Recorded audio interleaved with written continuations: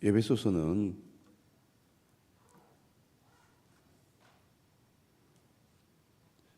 진리와 삶을 연결해서 복음의 진리가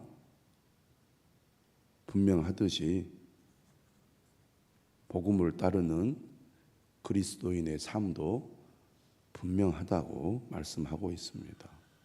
우리가 믿음과 삶을 분리해서는 안 된다는 것을 잘 알고 있지만 실제로는 믿음과 삶이 연결되지 못하고 따로따로인 경우가 많은데 에베소서는 결코 그럴 수 없다고, 그래서는 안 된다고 강조합니다. 우리가 하나님의 말씀을 들을 때 한 귀로 듣고 흘러버리지 않도록 오늘도 우리에게 주시는 주님의 말씀을 귀 기울여 듣고 그 말씀을 마음에 새겨야겠습니다. 8절이죠. 너희가 전에는 어둠이더니 이제는 주 안에서 빛이라. 믿기 전과 믿은 후가 완전히 달라졌다는 것입니다. 에베소서는 이러한 비교를 앞에서도 했습니다. 예수 그리스도를 믿기 전과 믿은 후가 전혀 다른 존재라는 것입니다. 너희가 전에는 어둠이더니 이제는 주 안에서 빛이라고 말합니다. 어둠과 빛은 결코 공존할 수 없습니다. 어둠이 있는 곳에 빛은 전혀 없고 빛이 있는 곳에 어둠은 존재할 수 없는 것입니다. 예수 그리스도를 모를 때는 어둠이었다면 예수 그리스도를 믿은 이후에는 빛이 된 것입니다. 빛이다 이렇게 얘기합니다. 예수님께서도 산상수훈을 통해서 너희는 세상의 소금이다. 너희는 세상의 빛이다. 이렇게 말씀하셨습니다. 오늘 사도 바울도 이방인 그리스도인들을 향하여 주 안에서 빛이라. 너희의 존재가 무엇인지 분명히 알라는 것입니다. 내가 누구인지 이것을 항상 알고 기억하고 그것을 늘 생각하면서 살아가야 한다는 것이죠. 세상에 살면서 그저 세상 사람들이 하는 대로 적당히 묻어가는 삶은 바람직하지 않습니다. 분명히 믿는다고 고백하고 말하면서도 삶은 얼렁뚱땅 적당히 세상에 묻혀서 믿는 사람인지 아닌지 구분되지 않게끔 생활하는 것은 옳지 않다는 것입니다. 사람은 자신의 신분, 자신의 위치, 자신의 역할이 무엇인지를 분명히 알고 그 삶을 분명하게 드러내야 합니다. 빛은 숨길 수가 없는 거죠. 빛은 반드시 드러나게 되어 있습니다. 그리스도인은 빛이기 때문에 빛을 드러낼 수밖에 없는 사람들입니다. 그래서 뭐라고 말합니까? 빛의 자녀들처럼 행하라. 빛의 자녀들처럼 행하라. 반드시 삶이 따라야 한다는 거죠. 그렇다면 빛의 열매는 무엇이라고 말합니까? 빛의 열매는 모든 착함과 의로움과 진실함에 있느니라. 빛으로서 빛의 자녀들처럼 행하면 반드시 빛의 열매를 맺게 되어 있는데 빛의 열매를 세 가지로 말합니다. 여기서 모든이라는 말은 착함에만 적용되는 게 아니고 모든 착함, 모든 의로움, 모든 진실함을 가리킨다고 볼 수 있습니다. 착함의 반대말은 뭡니까? 악함이죠. 의로움의 반대는 뭡니까? 불의함입니다. 진실함의 반대말은 무엇일까요? 거짓이죠. 착하다는 것은 곧 선한 마음으로 선한 삶을 살아가는 것을 말하죠. 의로움이라는 것은 불의한 일을 거부하고 올바른 일을 추구하는 것입니다. 진실함은 무엇입니까? 거짓됨을 버리고 정직한 길로 가는 것입니다.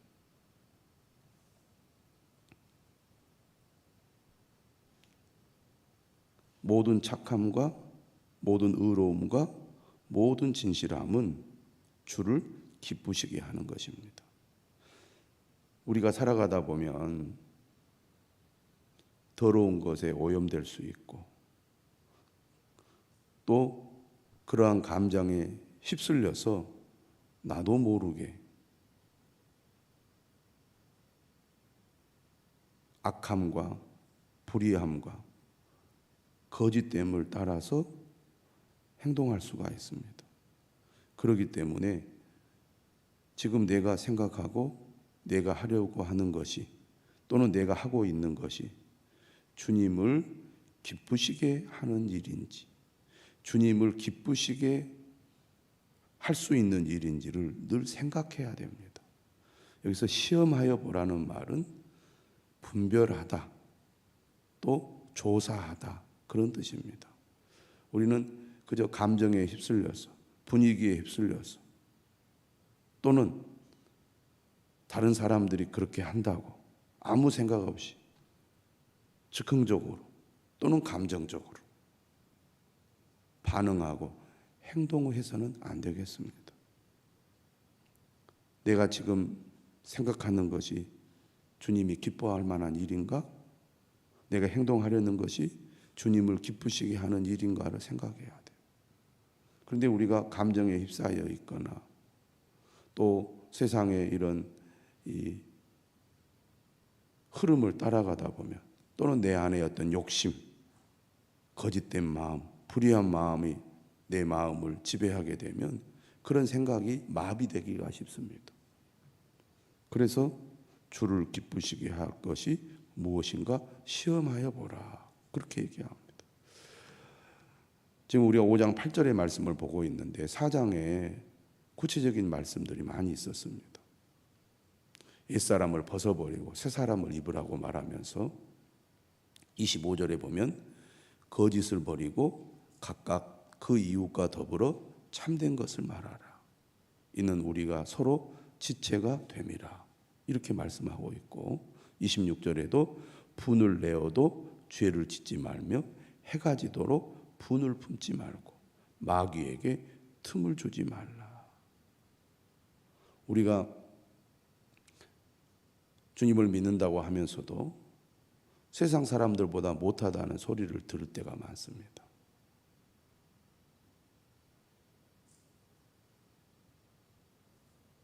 믿는 사람보다 믿지 않는 사람보다 오히려 더 악하고 불의하고 거짓된 행동들을 하기 때문에 그런 지적을 받겠죠.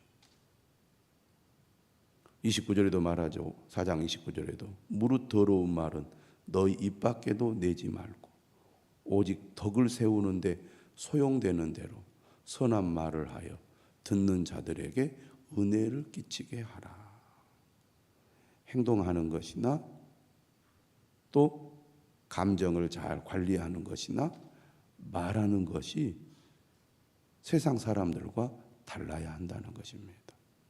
덕을 세우는 말, 격이 있는 말, 선한 말을 하는 사람이 되어야 합니다. 평소에는 사람들이 다 좋게 얘기하죠.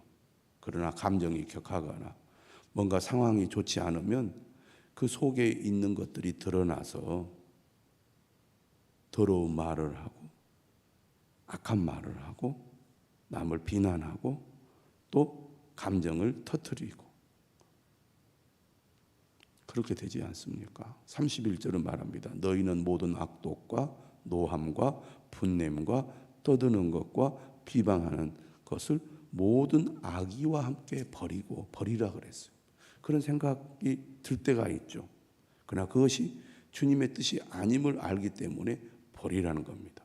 그럼 어떻게 하라고 말한가요? 32절은 서로 친절하게 하며 불쌍히 여기며 서로 용서하기를 하나님이 그리스도 안에서 너희를 용서하심과 같이 하라.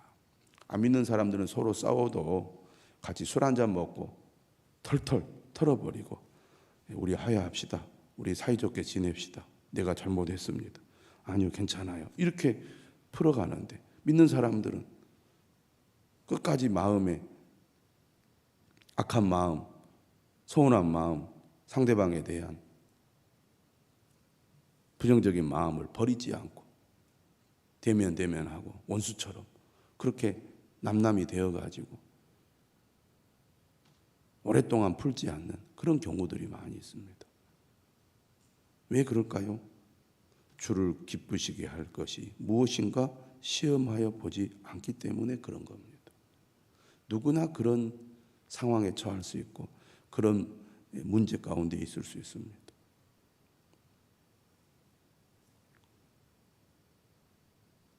에베소서 4장 2절 이하에서도 모든 겸손과 온유로 하고 오래 참음으로 사랑 가운데서 서로 용납하고 평안에 매는 줄로 성령이 하나 되게 하신 것을 힘써 지키라 그랬습니다. 하나님의 말씀을 우리가 들어야 합니다. 들었다면 그 말씀을 우리가 행동으로 옮겨야 되겠죠. 순종해야 됩니다. 주님의 말씀으로, 음성으로 들어야 하는 것입니다.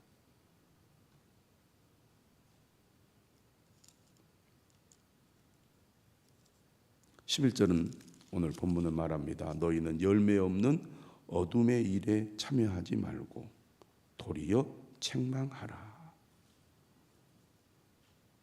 열매 없는 어둠의 일에는 참여해서는 안 됩니다. 그들과 함께하거나 그들의 속한 자가 돼서는 안 된다는 것입니다. 믿는 자의 삶은 그 길이 분명하고 소속이 분명하다는 얘기죠. 여기서 책망하라는 말은 드러내다, 폭로하다 이런 뜻을 가지고 있습니다. 빛은 어둠을 드러내고 폭로하게 되어 있죠.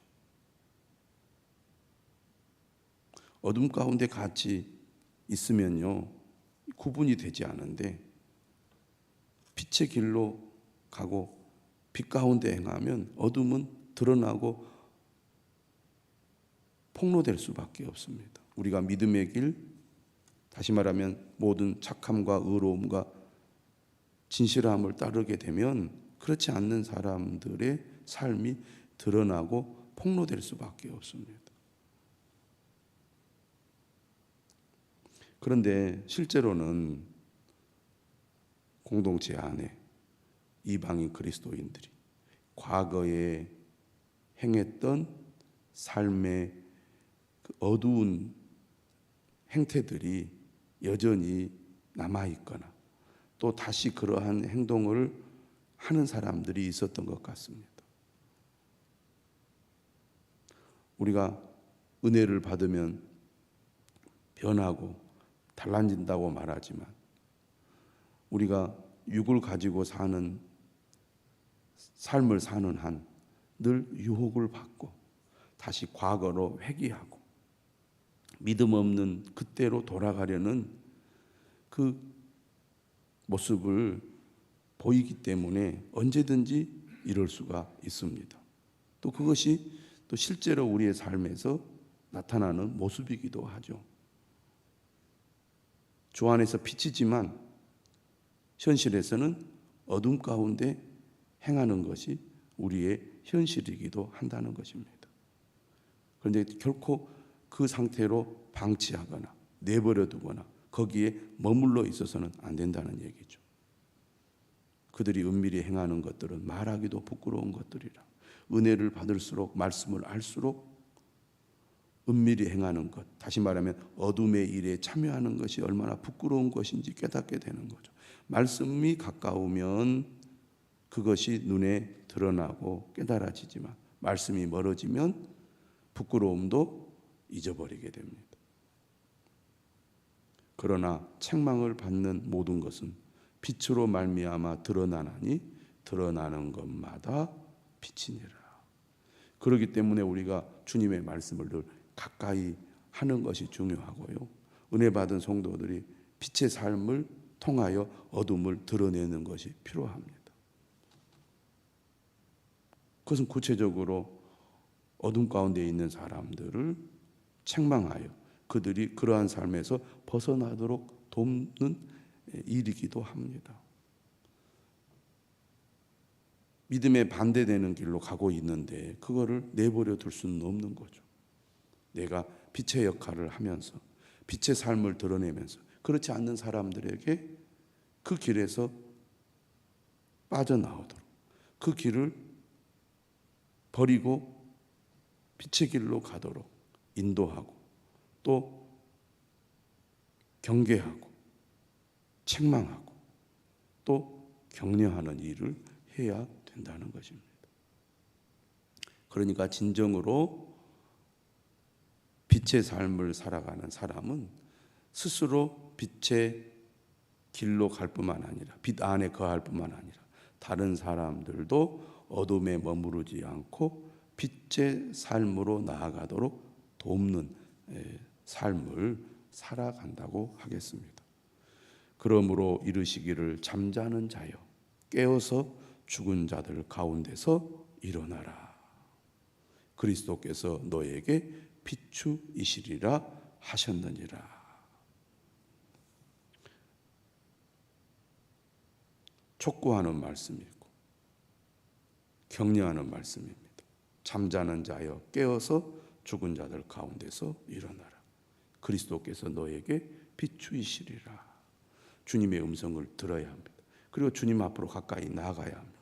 주님의 빛이 우리에게 비추일 때 어둠은 사라지고 우리의 삶도 다시 빛의 삶으로 나아가게 될 것입니다. 다시 말하면 단순히 당위성만 가지고 되는 것이 아니죠. 하나님의 은혜, 그리스도의 빛이 우리에게 비추어야 합니다.